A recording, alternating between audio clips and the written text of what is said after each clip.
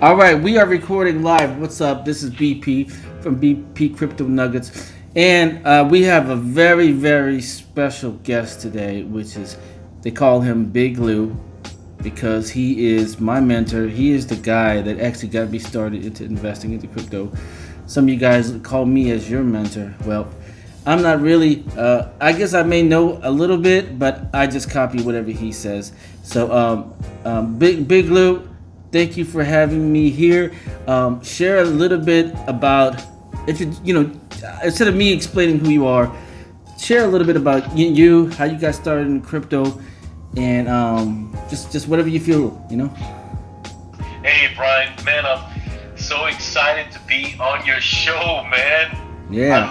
I love your YouTube channel. I've subscribed to your channel, man. I'm telling all my friends about your channel. Really think you're doing a great job. Just covering a lot of different crypto items. A lot of educational points on ways to buy crypto and all this stuff. And I like all your coverage on certain crypto platforms. You're really good. You're getting good at this, man. So I'm excited about your channel. So we gotta get you up to that 50,000 mark, man. Hey man, thanks a lot. I appreciate it. Hey. But yeah, as far as how I got involved in crypto, it's kind of funny. I had a good friend of mine. His name is Forrest, right? Okay. Back in 2013, I work with a company, and they pair us in two. They two per van, and what we do is we tie vessels up along the river and all this stuff. And so we were working together that day, and he mentioned Bitcoin to me, and Forrest is a nerd. He's like a computer nerd. This guy is a genius. I mean, this guy could build you a computer blindfolded, no problem. I mean, this guy is World of Warcraft star. I mean, superstar World of Warcraft. This guy's just the nerd of the nerds, man, right? So this guy is telling me back in January of 2013, he was telling me about Bitcoin. And I thought it was some nerd money, computer gaming, whatever. And I was like, I didn't pay him no mind. And at that time, I think Bitcoin was trading at $13. Mm-hmm. So it was, man, $13, right?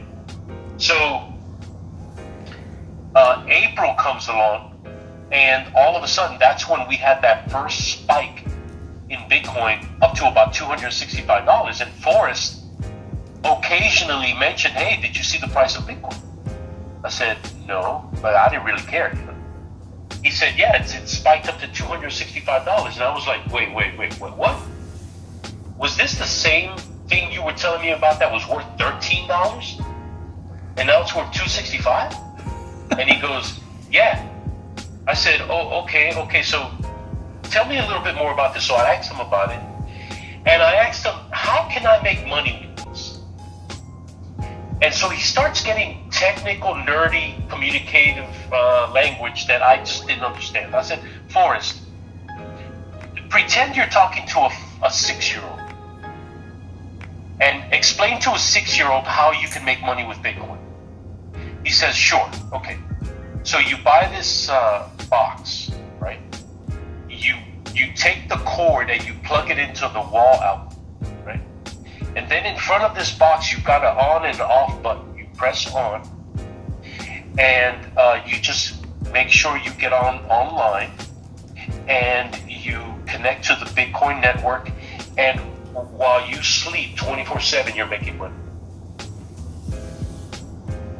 And when he told me that, Brian, I was like, I want in. How do I get into this? And that's how my Bitcoin journey started.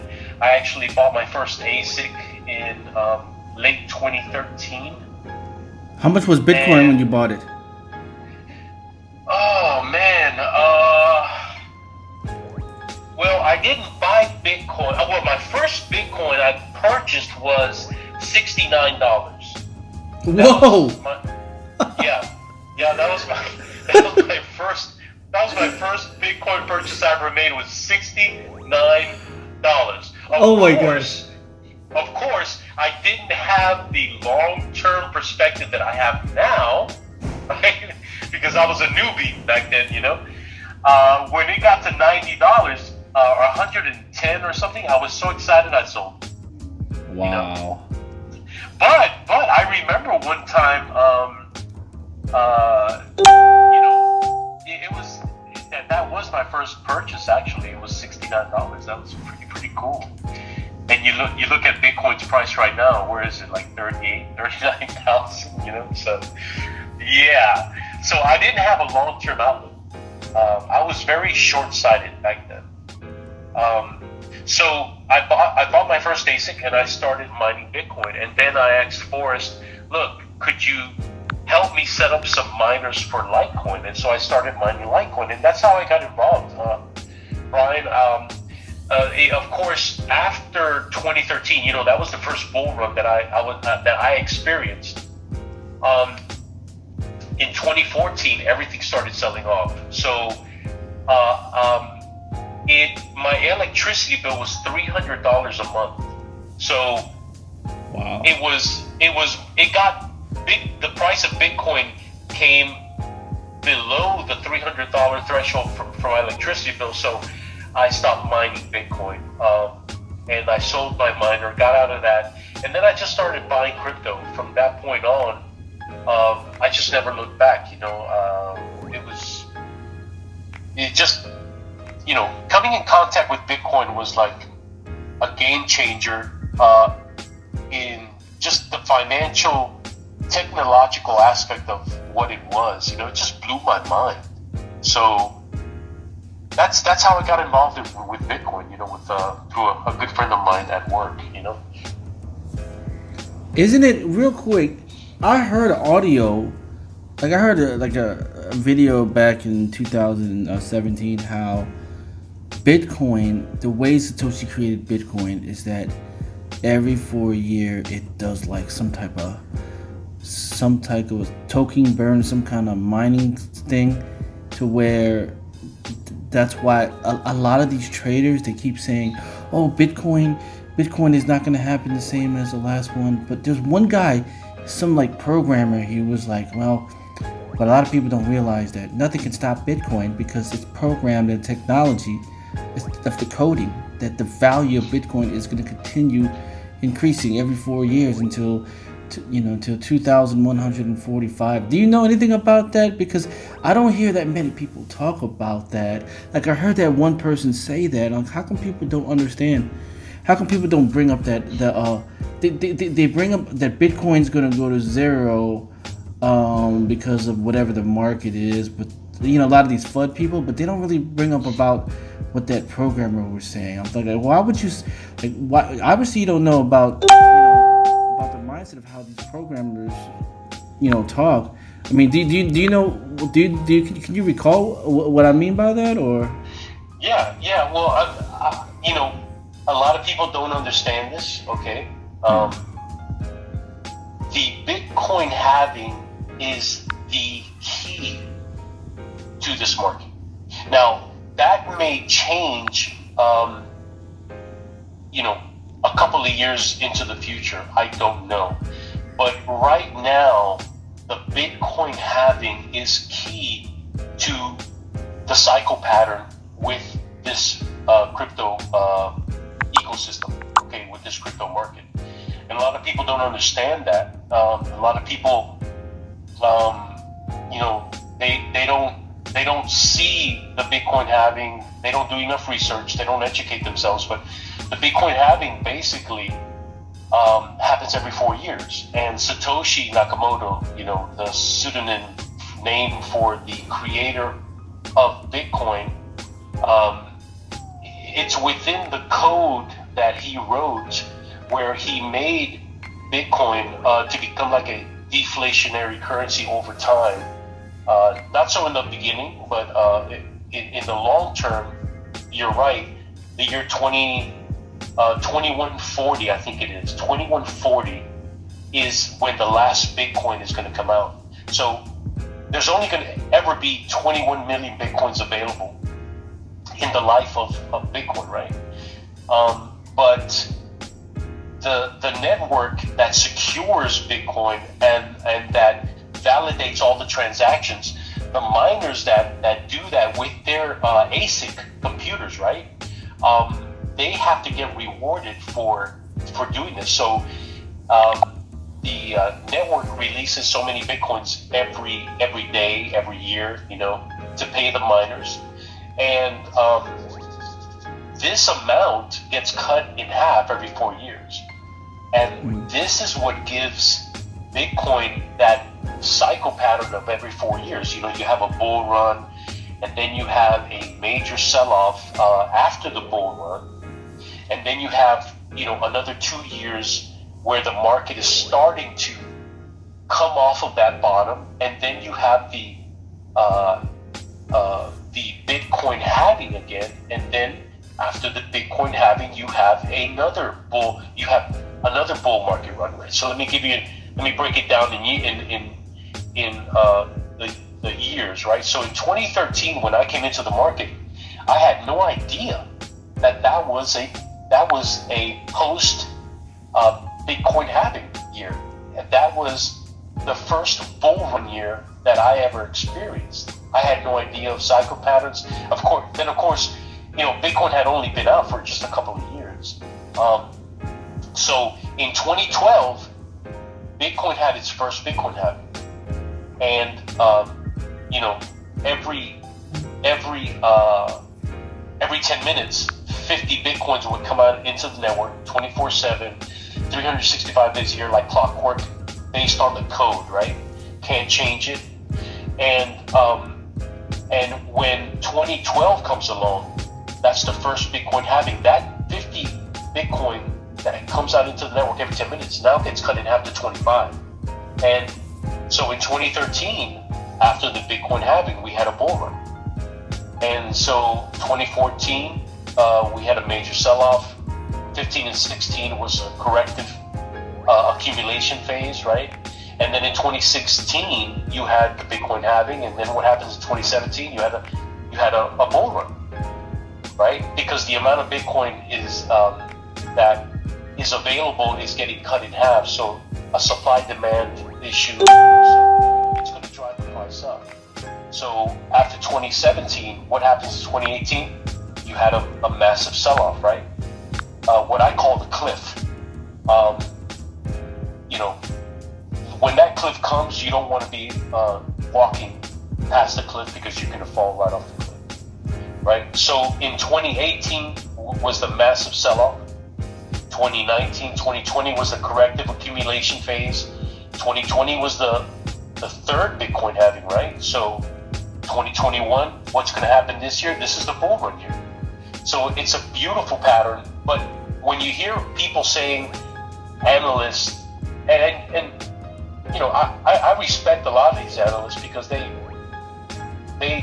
do their research, they do the homework, but they're talking about a possible longer bull run into 2022. That could happen, but the only way I see that happening is if like an ETF comes out, it's accepted, SEC passes it, whatever. It's one of these major hedge fund companies or companies like Fidelity Investments. I know they put in for an ETF. If one of those gets accepted, yes, we could have a first quarter 2022 extension of the bull run, but I don't know. I think why would it change? So there is that possibility that the bull run could be extended into 2022, but that's what happens with the Bitcoin halving. Bitcoin halvings are crucial in this 4-year cycle pattern that we see with Bitcoin. Okay.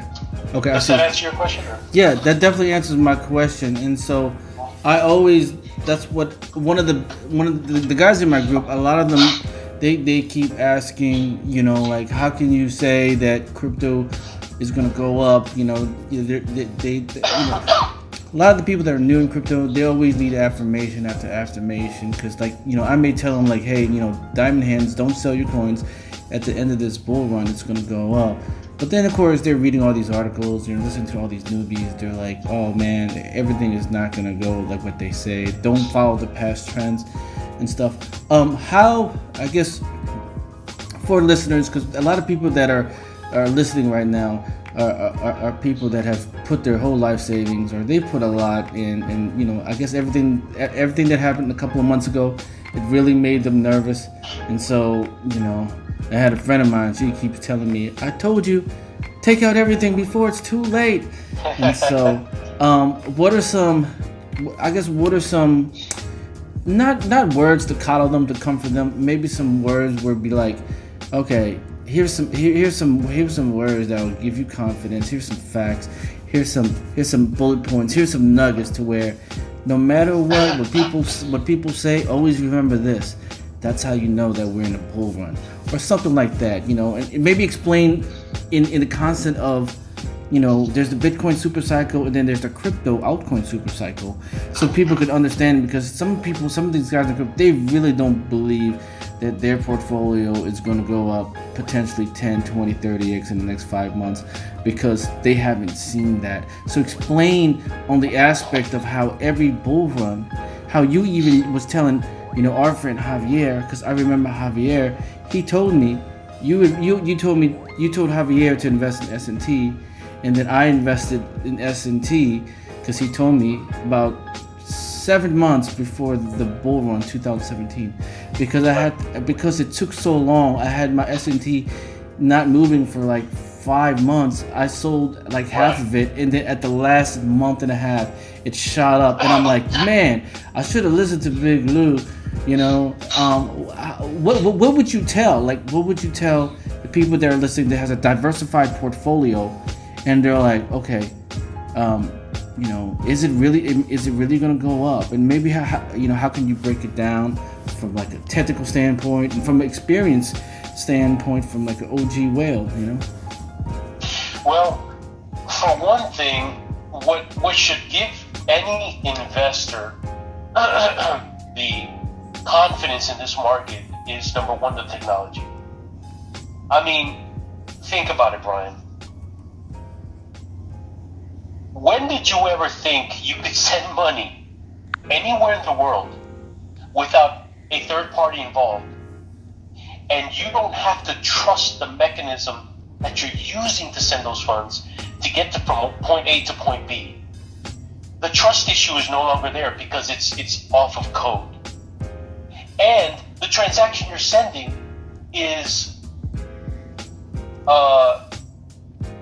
magnitudes cheaper than it would be to send via a conventional method like Western Union, or the technology side of this market is what should give a person confidence, number one. Okay, so yeah, you're putting your money into something new. You're putting your money into a new market, and that there's always concern for investing in new markets, right? But this is a very unique situation that has never happened before.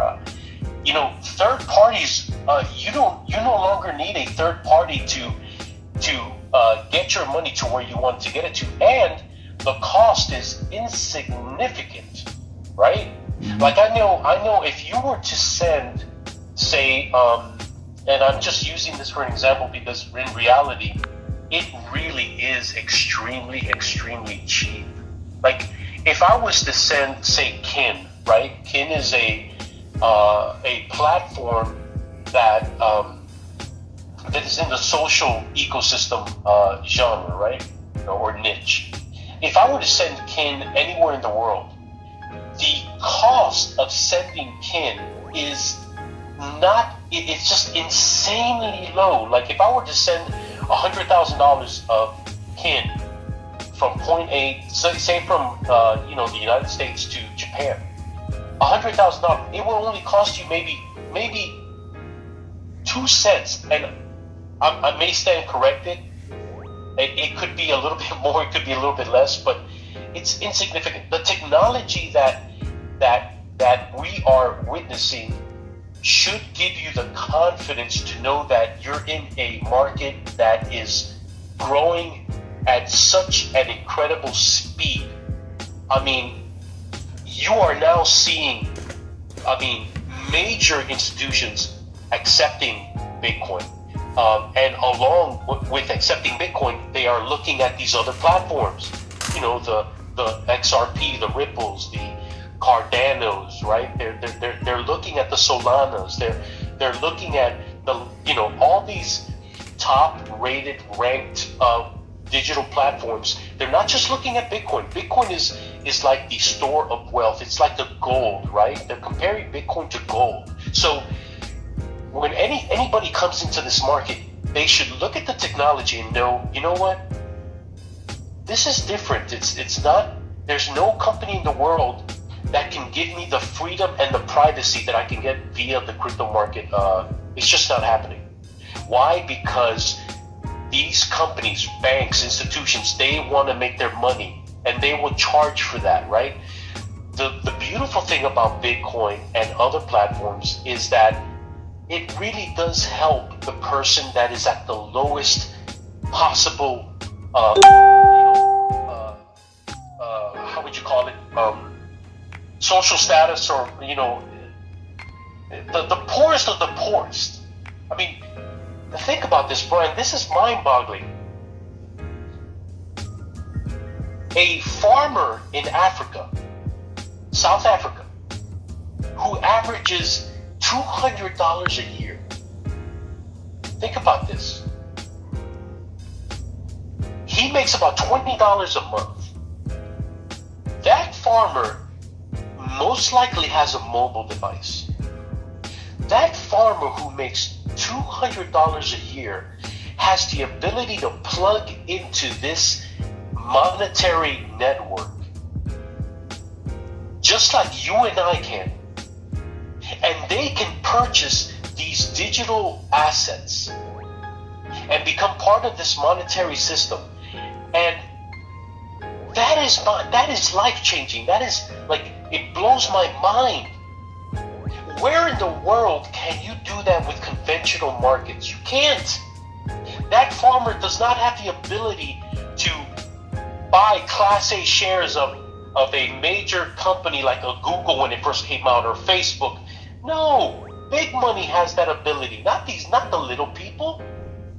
So that is what should give an investor the confidence that this is something not only new, but it's something that really is changing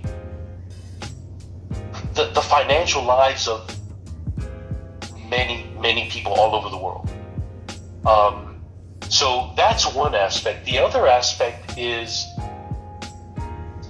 because this is so new and because it's growing so, it's just flourishing. This digital economy is flourishing, and the reason why is, like I mentioned before, is because of the privacy aspect, because of the freedom that you have in moving money where you want, and not having a third party, a bank involved, whatever, et cetera, et cetera. But the ability to invest in this type of market, when you invest in conventional markets like the stock market, it takes you sometimes between 10, 20, 40 years to make what it only takes you sometimes between 3 and 1 year in crypto to make. Because it's such a new market. I mean, this is such a tiny market. It's growing, but it's still relatively very, very small. I mean, the entire crypto market is only worth 1 point something trillion right now. That's not a lot.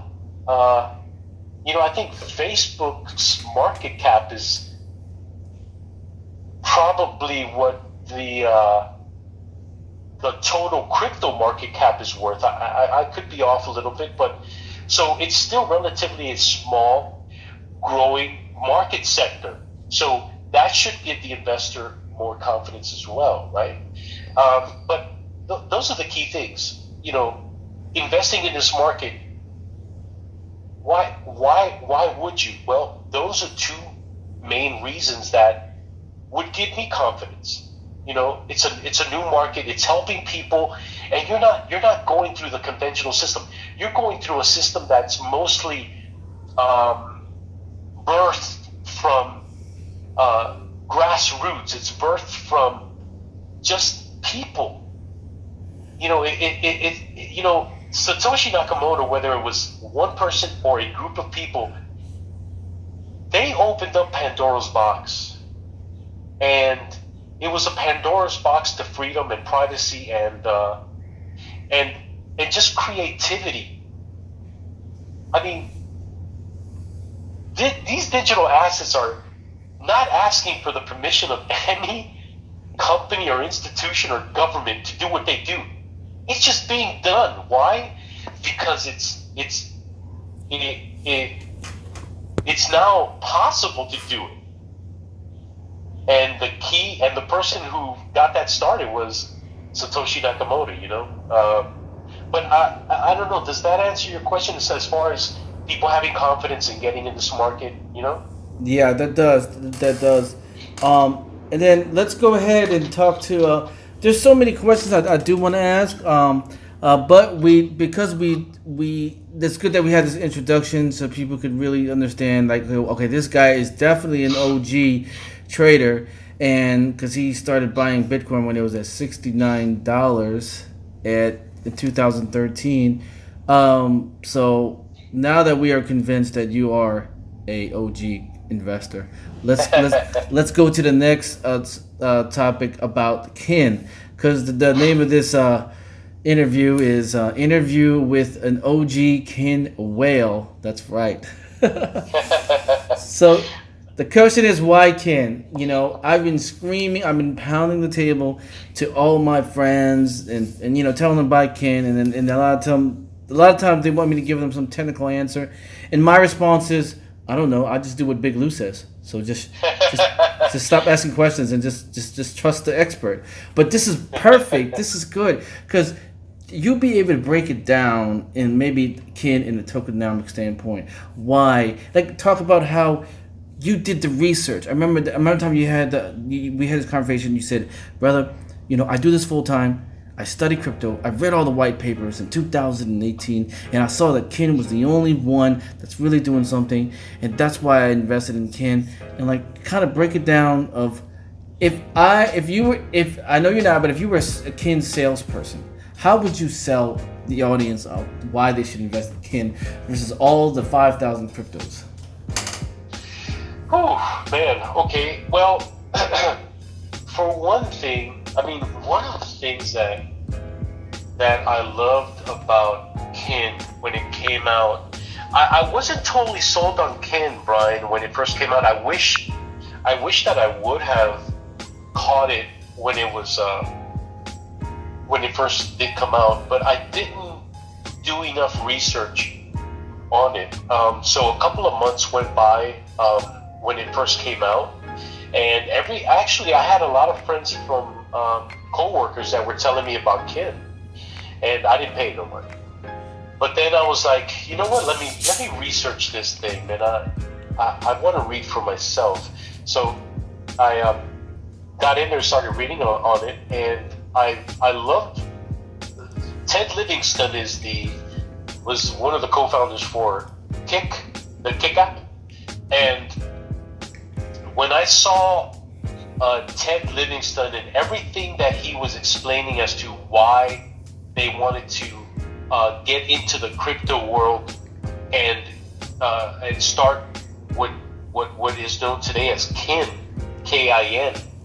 I started watching some of his videos, and I started reading some articles and doing a little bit of research, and I came to the realization that this is a big effort on part of Ted Livingston to create this digital economy. There was nothing like this when kin came out, and so I just started. I was like, okay, I'm sold on it. I just liked everything that they were doing. They were, um, you know, Kin is basically a platform that helps companies or institutions or whatever monetize their, what they're pushing for as far as their product. And Kin is, developing. They have so many different kind of apps available in their ecosystem right now, and they're growing in number. They have so many users. They have so many people that earn Kin rewards on a monthly basis. I think it's in the millions. I mean, it's pretty impressive when you look at all those numbers. And you can see this on the kin.org website. You can look up all the stats, how many people use Kin, how many people earn Kin, how many people spend Kin, all the different apps that they have on Android, all the different apps that they have on iOS. I think their newest one is called Fire, F-Y-E-R or something like that. Really, really cool. They're basically building a social economy, and they're going to have so many different apps. And somehow, Brian, don't ask me how, but I think how they're going to do it is they're going to take all of this creative, these apps. They're going to take all. Are you still there, Brian? Yeah, you're cutting up. I can hear you now. Go ahead. Yeah, I had a call coming in. They're going to have all of these apps that are going to be integrated, and I think how it's going to be done is through a wallet that they are developing right now via a nonprofit with Ted Livingston, who's at the helm, called Code, C-O-D-E. And I think, Brian, that this wallet is going to have everything that you need as far as, you're storing your Kin, you're going to have your privacy, you're going to have your security, of course, but they're also going to have an integration with the entire ecosystem. Don't ask me how it's going to get done, but I think this is what's going to make Code an amazing killer app within the Kin ecosystem. I don't know. I mean, it's just they are serious about what they're doing. And I don't know if you know about this, right? 2020, they just came out of the SEC probe. They went through the court filings, and the SEC came on Kin, or really Kik. They took him to court and everything, and that created a lot of FUD, and it scared a lot of people. It scared a lot of investors. When I first got into Kin, I think I was buying Kin when it was at $300 per every million.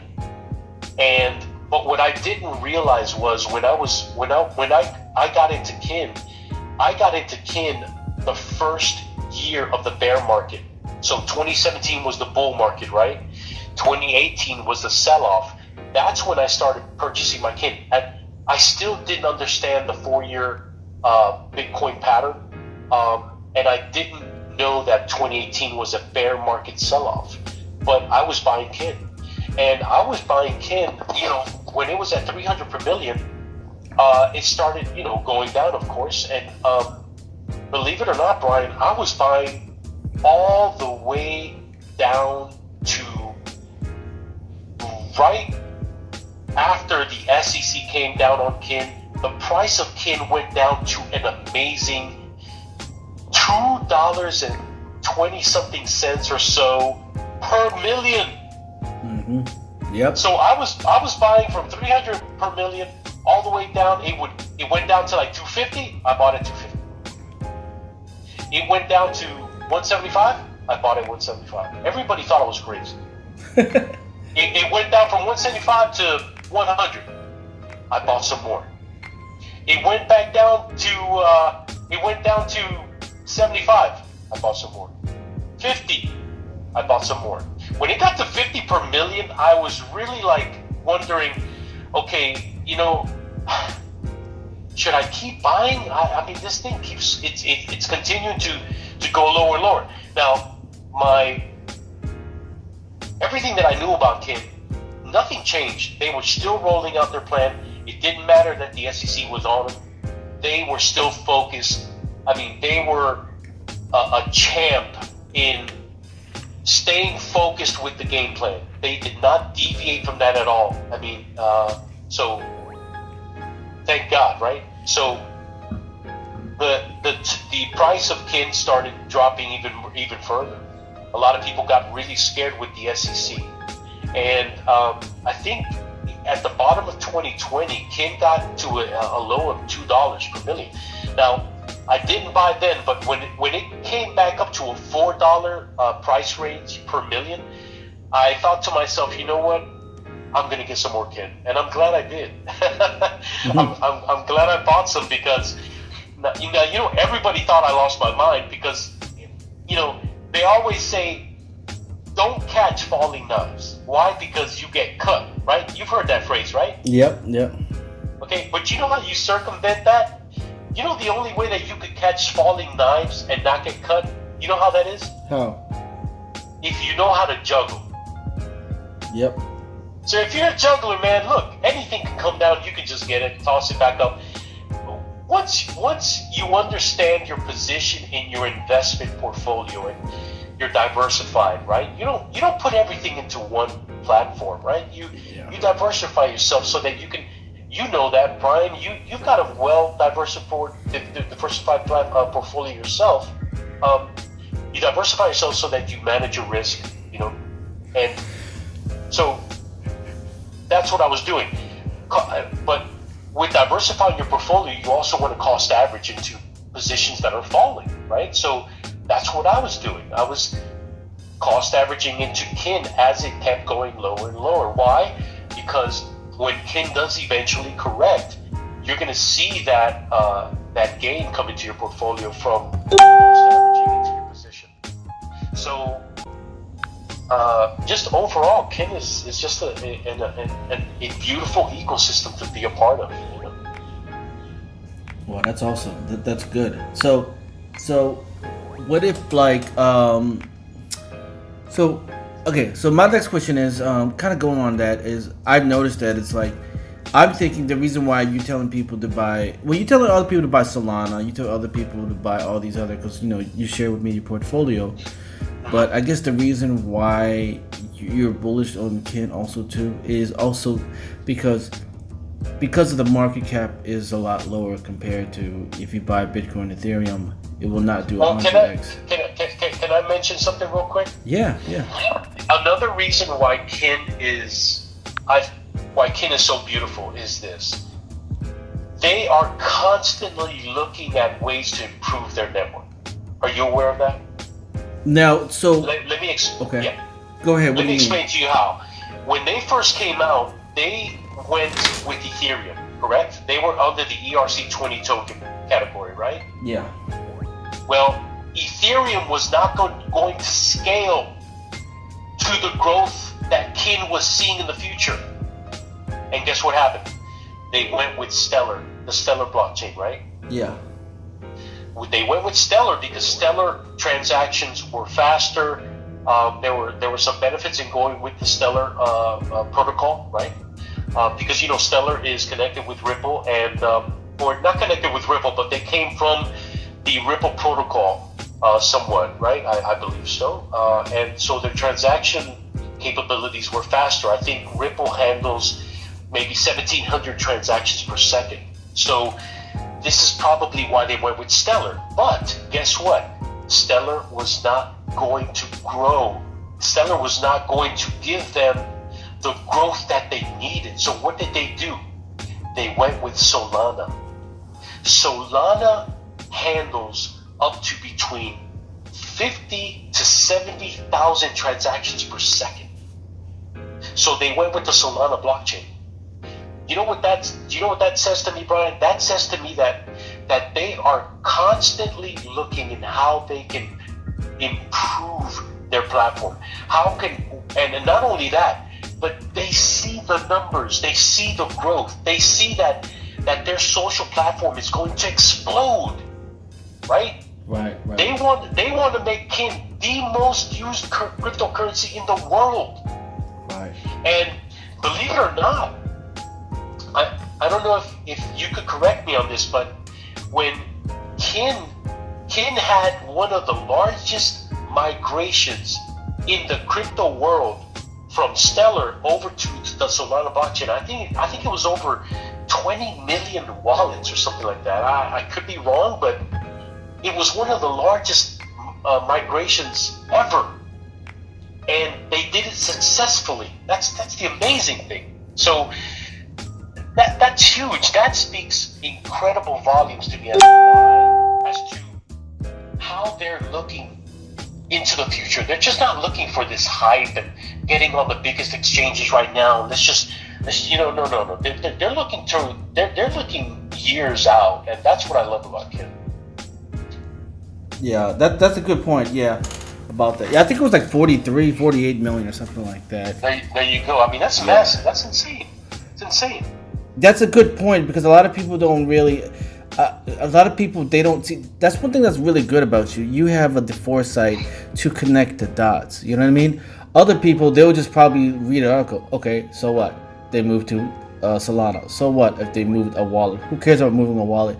But you'll be able to see past that, because you were there and invested in Kin from the beginning, and you see that. I guess my question is, what are the chances of someone saying, "Wow, Kin, they really do have a good idea. Hey guys, let's go ahead and create our own Kin crypto and let's compete with them because we got the best programmers." Could they really compete with them, or what are the challenges that anyone can really potentially? I guess what are the, like, if this happens, game over for Kin. You know what I mean? Yeah. Like you mean someone competing with Kin and what they're doing? Yeah. Is there anything competing with Kin, or nothing can compete with Kin right now from your research? Well, look, on the social aspect, I mean, yeah, there might be some platforms that are doing something similar. I don't see one yet. I could be wrong, okay? Because there are over 10,000 different platforms out there. Yeah. And there's only so much that you could educate yourself on. But on the scale of Kin, no, I don't see. I mean, I see what's the one that Status, right? Status, is that the Ethereum? Okay, so Status is a social platform, right? But they're a different type of social platform. They're not. They're focusing on maybe a different market. So it doesn't lob them into the same category as Kin. But I don't know. There could be some other platforms out there. And look, even if there is competition, Brian, it really doesn't matter. Competition always is good, right? So even if there is competition, it's okay. It shouldn't be something that scares. That should scare us. If anything, it's going to be something that's going to be good for Kin. Because if you don't have anybody competing against you, how are you going to become better? An athlete, if there was no competition, what incentive would there be to even compete, right? Or, I mean, you have to have competition. So I'm sure that there is competition, and there probably will be competition coming. I mean, look, Ted Livingston was always big on fighting against the big institutions like Facebook, right? Right.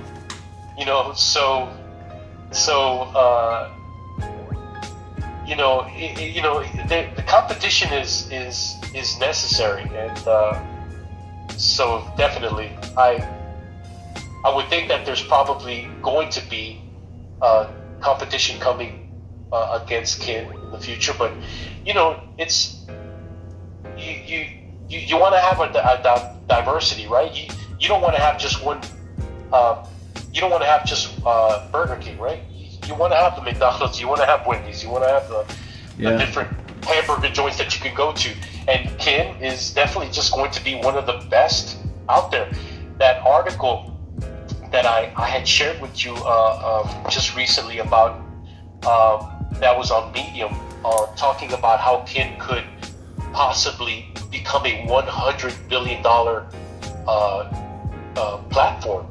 I really believe that is a strong possibility because of just all the development that you've got going on, Ken, and just all of the building, all of the innovation, just so yeah. You get to click on the link below to join our Telegram to get the latest tips and updates. And don't forget to like and subscribe. Thanks a lot, y'all.